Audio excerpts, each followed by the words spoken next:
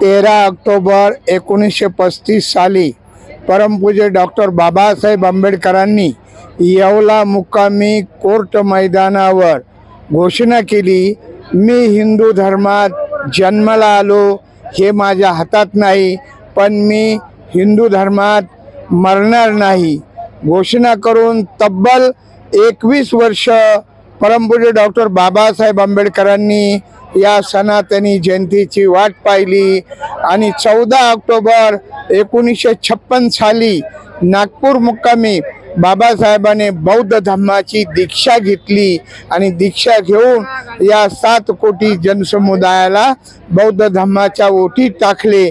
म्हणून ही घोषणाभूमी सुरुवात आहे, नंतर नागपूर दीक्षाभूमी आहे आणि शेवट चैत्यभूमी हा अंतिम आहे। म्हणून या ठिकाणी परमपूज्य डॉक्टर बाबासाहेब आंबेडकरांनी जी धर्मांतराची घोषणा केली, या ठिकाणी संस्थेच्या माध्यमाने भारतीय बौद्ध महासभेच्या माध्यमाने 4 ऑक्टोबर ते 13 ऑक्टोबर या ठिकाणी सामनेर दीक्षा घेतली जाते। गृहस्थ आश्रमातील पुरुष या ठिकाणी सामनेर दीक्षा घेऊन बुद्धिस्ट होतात आणि धम्माचा प्रचार करतात। या ठिकाणी बाबासाहेबाच्या घोषणाभूमीवर बुद्ध विहार झालेला आहे, भगवान बुद्धाची मूर्ती आहे, बाबासाहेबाचा पूर्णकृती पुतळा आहे, टप्पा 2 मध्ये भिक्खू निवास झालेला आहे आणि या ठिकाणी देशातून महाराष्ट्रातून आणि परदेशातून या ठिकाणी भिक्खू संघ येतो।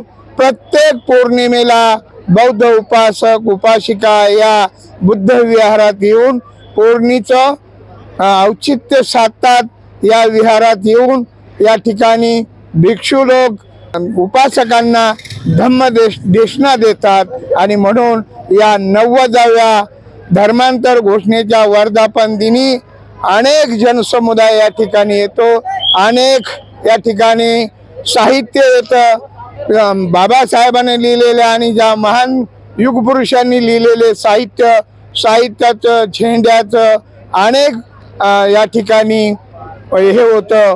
म्हणून या ठिकाणी बाबासाहेबांनी केलेल्या घोषणेला लाखोचा जनसमुदाय येऊन अभिवादन करतो।